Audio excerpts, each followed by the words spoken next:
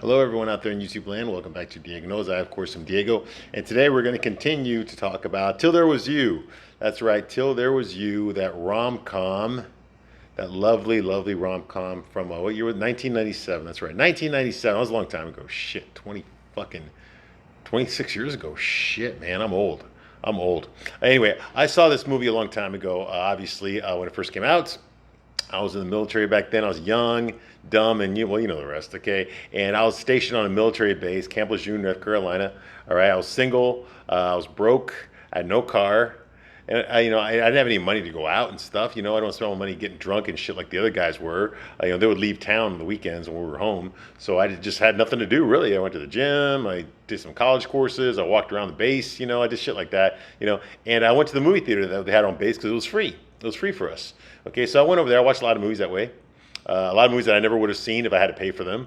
Okay, and this was one of those movies, and I'm pleasantly surprised. I actually enjoyed this movie. I thought it was great. I love the dichotomy between the male lead and the female lead, how they're both, struggling in their sex lives, struggling in their relationship lives, trying to find the right person, but they always fail, because of their own shortcomings, and then finally at the end they meet each other. But by the time you get to the end, you realize that they were meant for each other all along. They just hadn't met each other yet. Okay, they just had all the stuff. They had so much in common. They knew the same people. Their families knew each other. They went to the same school. They were involved with the same people business wise as well. So it's like they should have known each other. They both go to the same restaurant, but they didn't know each other, which is weird. Okay, and then finally at the end of the movie, they finally meet each other, and you realize it was meant to be. Hence, till there was you. Till there was you. That's when things went good. All right, so that's what the movie's about. I absolutely love this movie. I thought it was well written. I thought it was well written when I first saw it, and it's one of those movies that I bought it on DVD when it first came out, and this was the kind of movie I showed to a bunch of girls that I would date, and for some crazy reason, none of the women that I dated knew about this movie. They'd never seen it before, ever.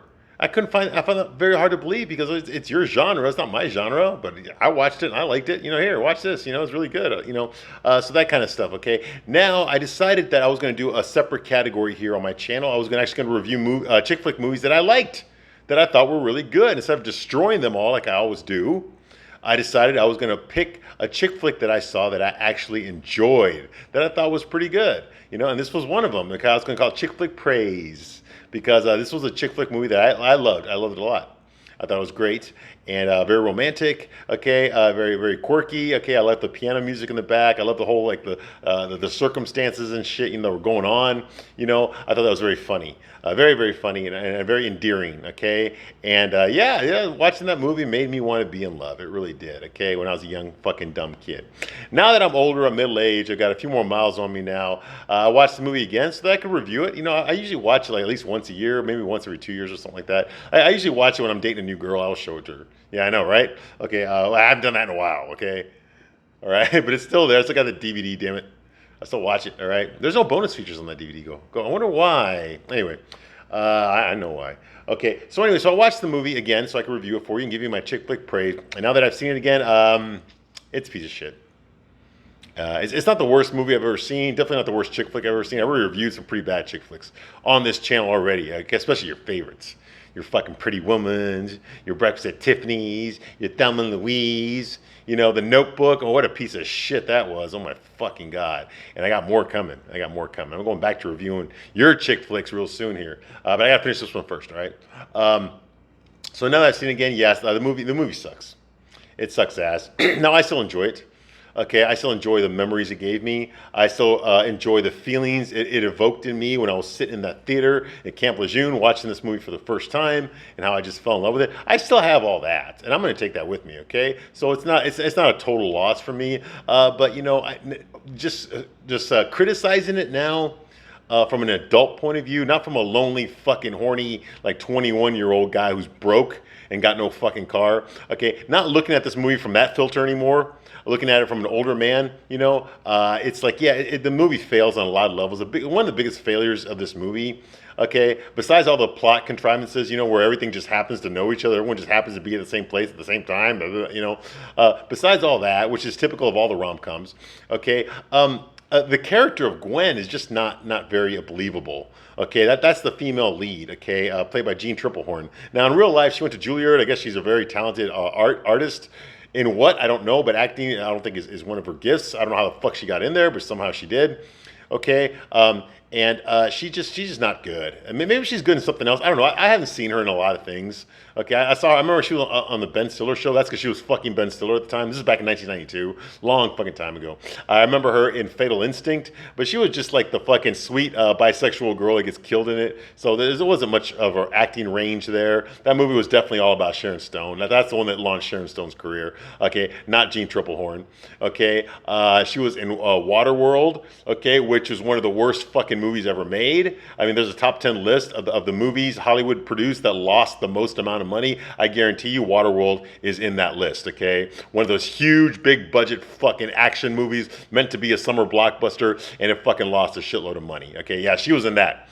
She was a female lead in that. Okay, I saw her in Mickey Blue Eyes, another fucking rom-com. But that was just a vehicle for Hugh Grant. It was basically Hugh Grant, you know, one of the fucking least masculine fucking chick flick actors in the world. You know, I'm talking. He was like, you know, in the '90s, he was like the modern day, the '90s version of Rock Hudson. Okay, he's just like, that's all he did was fucking rom-coms. All he did was fucking chick flicks. Okay, Hugh Grant from like 1993, I think, Four Weddings and a Funeral, to like I think it was 2005, the fucking scandal where you got caught with that fucking street hooker. You know, yeah. He got arrested for fucking getting a blowjob from a street hooker. Yeah, even though he was dating, what's her name? Fucking Elizabeth something shit, some fucking supermodel. He still cheated on her with a fucking Divine Brown, a fucking street hooker on Hollywood Boulevard. Yeah, okay.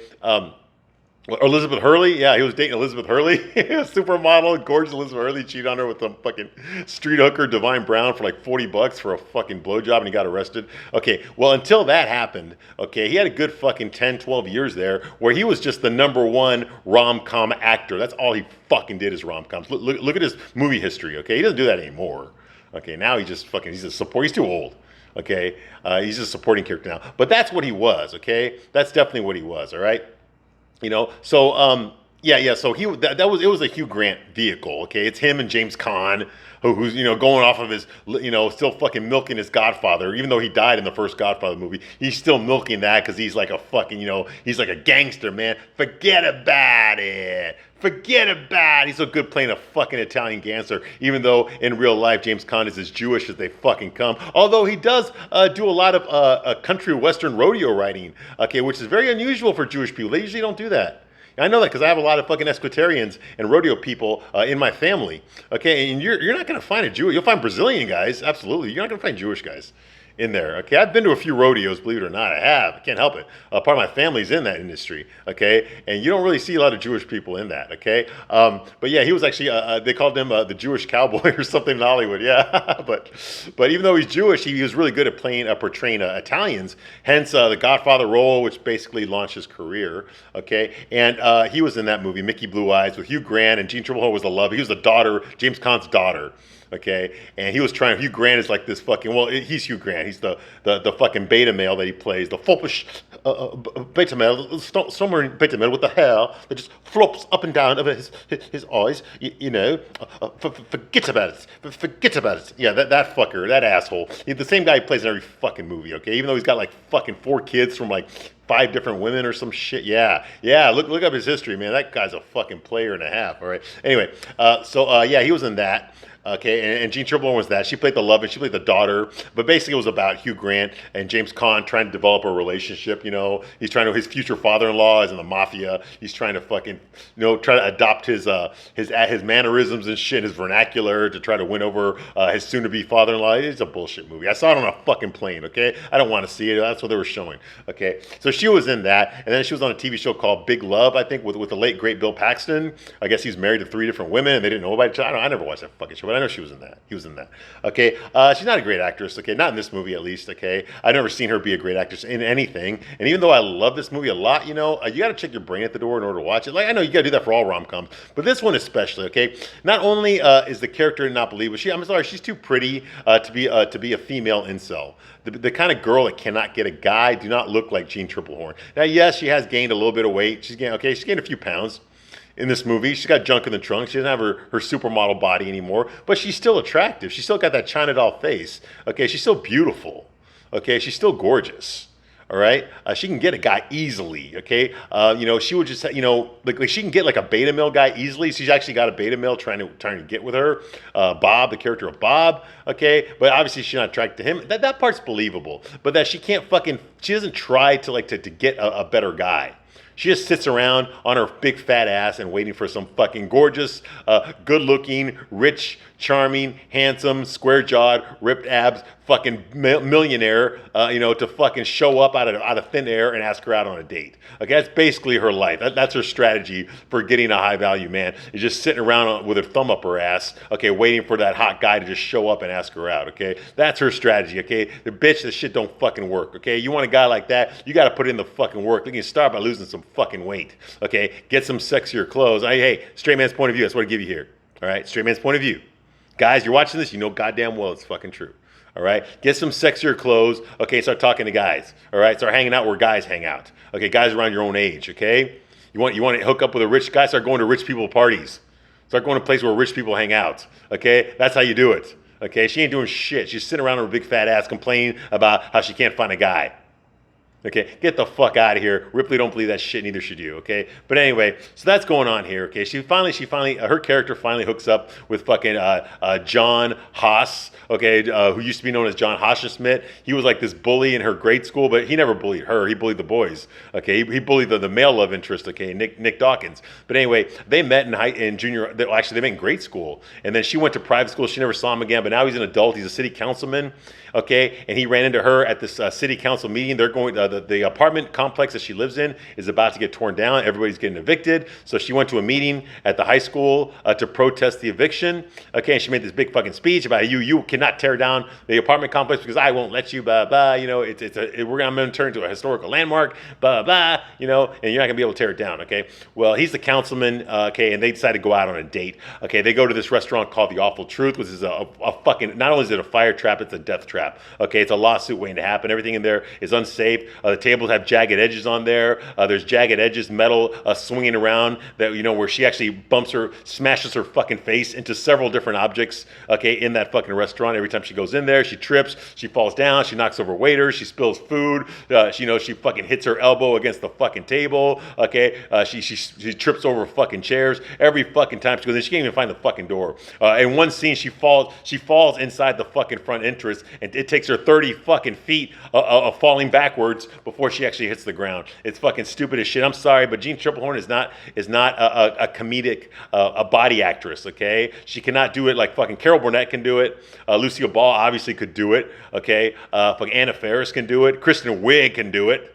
Okay, Jean Triplehorn cannot fucking do this fucking body humor. Okay, she can't do it. I'm sorry, she's just not. Her talents don't lie there if she has any talents at all. Like I said, I've never seen her in much, okay? But yeah, she's just too pretty for that. And it's not believable that she's this big klutz, this big clumsy woman that keeps bumping into shit and hitting her fucking head and dropping shit, when she's on a date and stuff, I don't buy it at all. I don't buy it at all. Anyway, so she goes on a date with this guy, John Haas.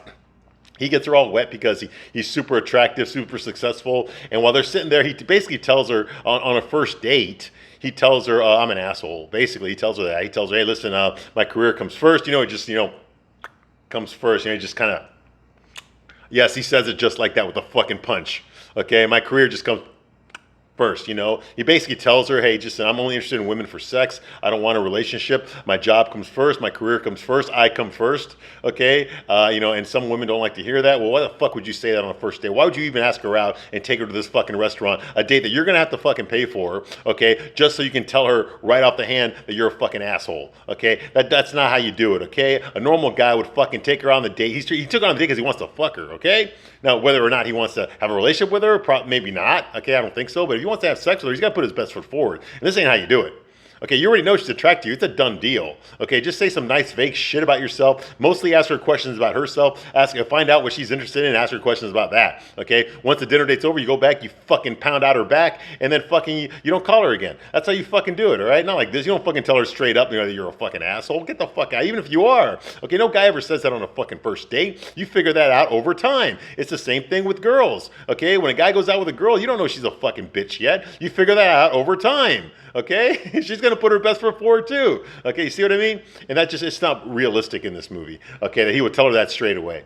Meanwhile, there's another relationship going on here. That's what the male lead, his name's Nick Dawkins. Nick Dawkins, okay, he's a player. He fucks a lot of girls. He's an architect. His architecture firm is going to tear down the apartment complex that Gwen lives in, okay, so that he's going to design the new apartment complex that's going to go up in its place, okay? So he's actually trying to tear down the building. Gwen's trying to save the building, okay? He's dating this former child star named Francesca Landfield, who used to play this character called Taffy on a ripoff of the Brady Bunch / Partridge Family called One Big Happy Family, okay? She was a child star. Once the show got canceled, she got into drugs and crystal meth, and she fucking ruined her career, okay? In and out of rehab, fucked a lot of guys, blah, blah. So now that she's out of rehab again for the 6th time, she fucked her book publisher, okay, which left him brokenhearted. But now she's put her eyes on Nick.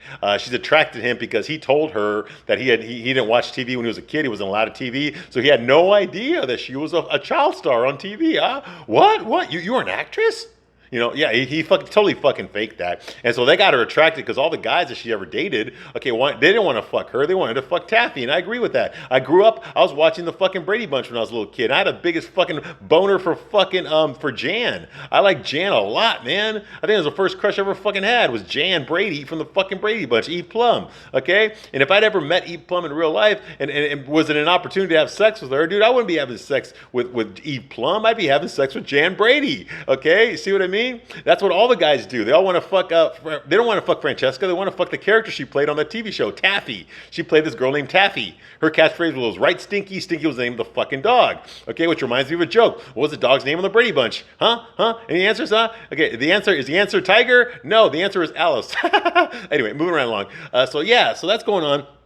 He's dated her. She's now his girlfriend, even though he never officially asked her to be his girlfriend. She moved all her fucking shit in anyway into his loft without asking her permission, okay? And now she fucking demands all of his time. Okay, she wants him to go, she wanted to leave town, L.A., for the holidays. She doesn't want to fucking spend the holidays in L.A. She hates it, okay? Now, Nick is obviously a Christian, and this girl is Jewish, okay? So why the fuck makes you think that he would spend the holidays with you anyway, okay? Okay, but anyway, so she wants to leave for the holidays. Okay, he wants to stay. He wants to spend Christmas by himself, okay, depressed and playing the piano, okay, and that pisses her off, okay, and now they're on a date again, okay, and Nick has been reading the LA Times, okay, and the LA Times has been publishing a bunch of articles from this anonymous author, who is Gwen, by the way, we know it's Gwen, and she's writing all these letters, protesting the demolition of La Fortuna, the apartment complex that we're talking about here, okay?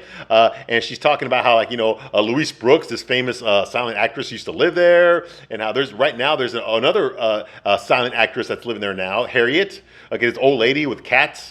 She's living there. She's senile, though. She's like in her 80s. She's living there now. Where's she going to live when they tear down the apartment complex, that kind of thing, So, it's got a lot of history there, a lot of cultural, it was designed by one of the first female architects in LA named Sophia Brooks.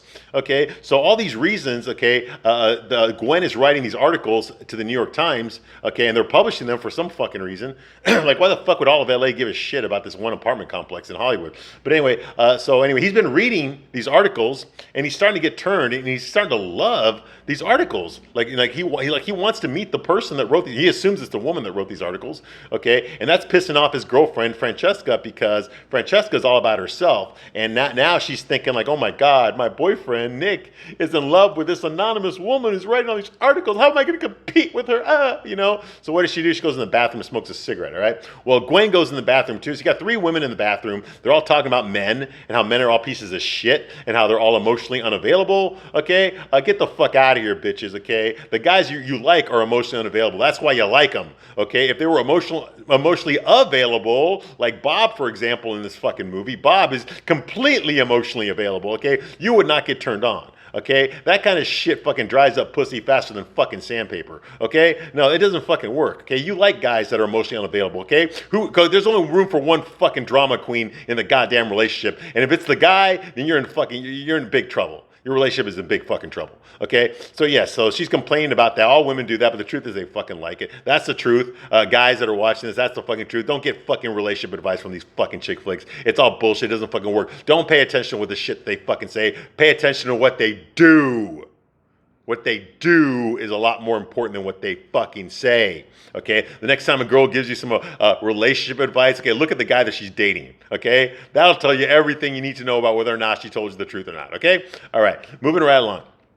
So they're complaining about men like they always do. Now, actually, Francesca is actually pissed off at Gwen because Gwen was hired to write her autobiography. Yeah, she was hired to ghostwrite her autobiography. Okay, Gwen has not been doing that at all. She's been bullshitting that around, procrastinating. Instead, she's been writing all those articles about La Fortuna, about the apartment complex that she lives in. That's what she's really been doing. That's what she's passionate about. She's not passionate about writing an autobiography about fucking Francesca Lenfield, Taffy from fucking One Big Happy Family. So she finds out in the bathroom that she got fired. The Bob fired her from that job. So she's kind of upset about it, but whatever. Anyway, one of the parting things that she tells Francesca before she goes back to her table is she tells Francesca, "Hey, listen, you know what? I know it's none of my business anymore, but you know the autobiography that we're doing for you, you know, you should really just write it yourself. Okay, just write it yourself." Okay, I think that you'll find it highly enjoyable. Okay, because everything Francesca says is highly non-enjoyable or highly enjoyable. Everything to her is like that. Okay, everything's highly non or highly something. Okay, and that's what she tells Francesca. Okay, just write your own goddamn fucking autobiography. Don't hire anybody to do it. Just fucking write it yourself. Okay. So that's going on here. All right. Okay. So that's what's going on. Okay. Yeah. Also, she called her boyfriend Nick an idiot, even though she's the one that fucking is still in love with him, despite the fact that he fucking is emotionally unavailable. Okay, all the guys that she had in her past who were emotionally available, she dumped all of them for another guy. But this guy Nick, who is emotionally unavailable, this is the one she wants to keep. Yeah, and she calls him the idiot. Moving right along. All right. Okay, yeah. So she tells, and of course, they leave by saying that all men need therapy. One woman even says, like, "I won't date a man unless he's in therapy." Get the fuck out of here. Maybe you need the fucking therapy, bitch. All right. You know, what the fuck are you in love with a guy after he already told you you're an asshole? Gwen actually says that. She tells Francesca that the guy that she's with, John Haas, the asshole, okay, is perfect. There's nothing wrong with him. He doesn't need therapy. Right. Okay, anyway. Okay, so anyway, Gwen tells her to fucking write her own fucking autobiography, okay? Later on at Gwen's apartment, okay, she tells John, oh yeah, he came over, yeah, you know why he came over, okay? So yeah, he came over to Gwen's apartment, and she starts showing him her desk there, her workstation, okay? And she tells John that she's filing La Fortuna, the apartment complex, for historical status. She's going to go with the city hall and officially file the apartment complex for historical status because it was designed by Sophia Monroe. Okay, Sophia Monroe, who was one of the first female architects in LA. Okay, by the way, this is all bullshit. Okay, Sophia Monroe is a fictional character. She was not one of the first female architects in LA. Okay, and this place La Fortuna is a real apartment complex, but it's not called La Fortuna. It's called El Cabrillo. It was not created by Sophia Monroe. It was actually was commissioned by Cecil B. DeMille, a very famous Hollywood producer and director in the silent era. Okay, so that's going on here. Okay. So John's kind of impressed, okay, because he's the councilman and his team actually wants to tear it down. They want to tear down La Fortuna, but Gwen, okay, the girl he's dating, wants to preserve it. All right, moving right along. Nick is working late into the night, and he refuses to go to bed. He's working on a model. He's working on his architect. He's an architect. He's working on some blueprints, a design for La Fortuna. He's starting to feel bad about his company tearing it down. And I think he's starting to come up with a way to fucking at least preserve some of it so that they don't have to tear down the whole thing. Now, he's the one in charge of designing the new apartment complex. So he's reworking his blueprint to try to make something that's going to preserve the historical status of La Fortuna, okay? And of course, fucking bitchy Francesca's pissed off that he won't come to bed, but he is just captivated with redesigning the apartment complex. And so he fucking tells her, "Go to bed without me. I'm busy right now. Leave me the fuck alone, you goddamn fucking bitch." Okay, and so she does. All right, he doesn't say that, but you can tell that's the way Francesca takes it. Okay, when he refuses to go to bed, he just wants to work late into the night. And he starts quoting something. One of the articles that he read to Francesca at the restaurant was the building sleeps, but I cannot. And so that's what he says that out loud while he's working late at night. He says, "The building sleeps, but I cannot." Okay? All right. So that's going on here. Okay. So anyway, after the date is over, Gwen and John are still on their date. Okay. He kisses her goodbye, and he starts to walk away, but the entire fucking apartment complex of La Fortuna is sitting there watching Gwen and John kiss each other goodbye. Like, what the fuck?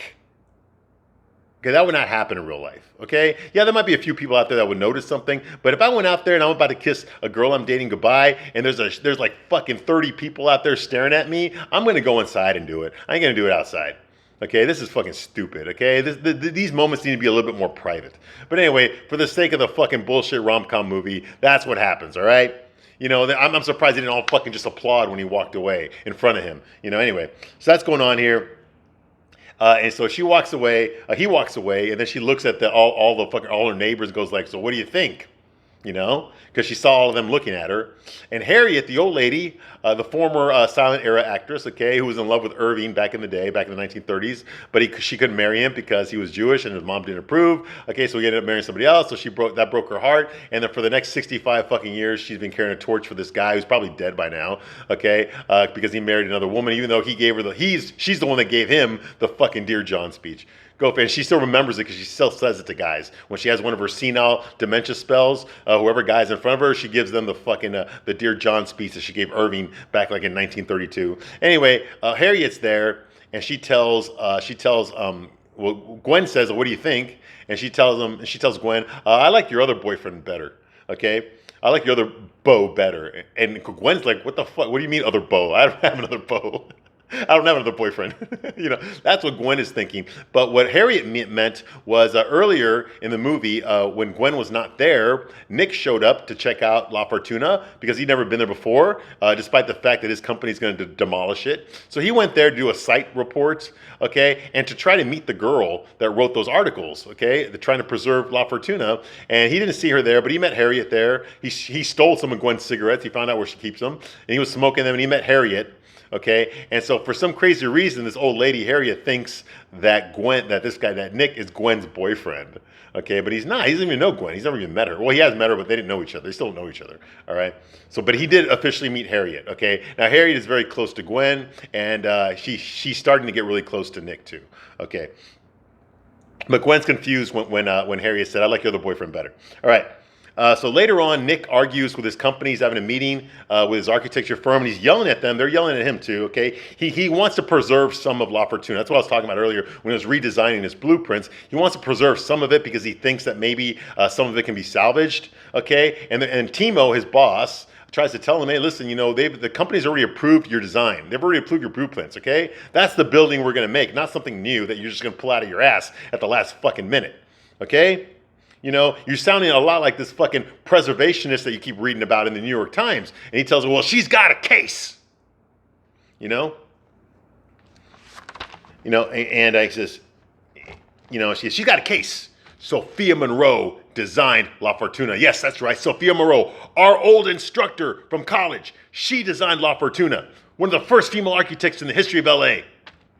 You know? She designed it.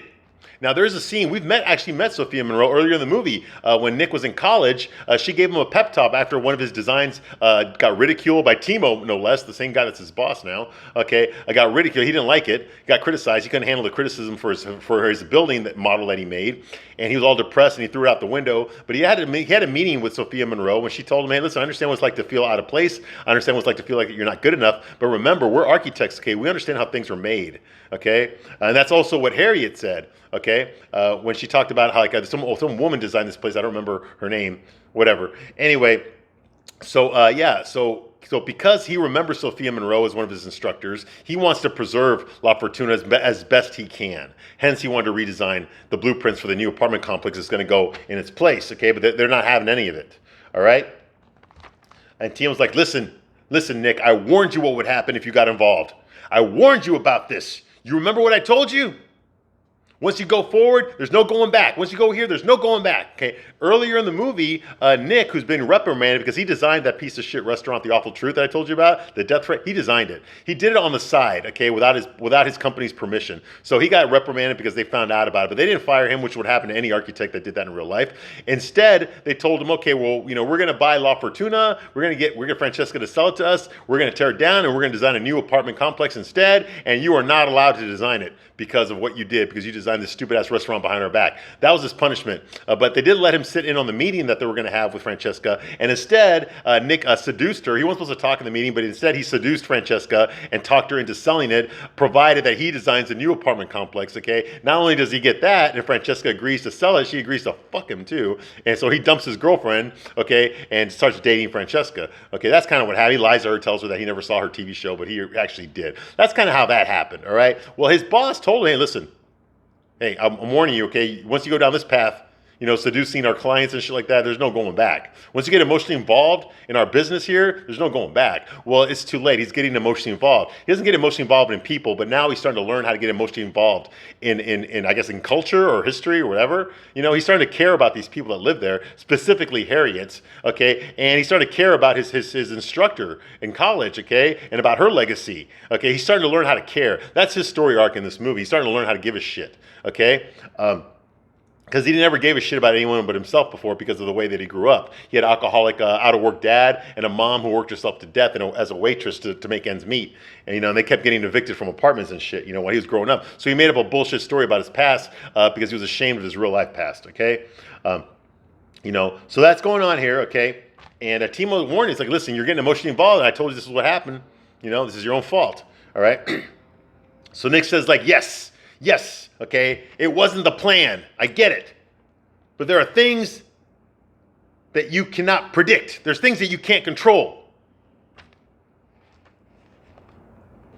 So that's his rationale. He had no idea he was going to get emotionally invested in this apartment complex the way he is and the people that are there. Okay. Later on, we see Gwen. Gwen pleads her case to the Historical Society. She goes to City Hall and tells them, she mentions that Sophia Moreau designed it. Okay, and Harriet's there. Old lady Harriet is there, and she goes up to her and whispers something in her ear, and then she.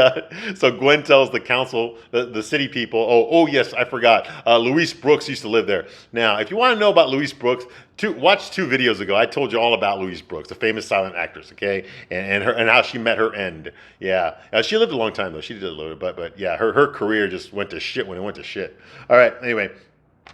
In this movie, so the real life Louise Brooks, famous silent actress, lived in La Fortuna, which never happened in real life. Okay.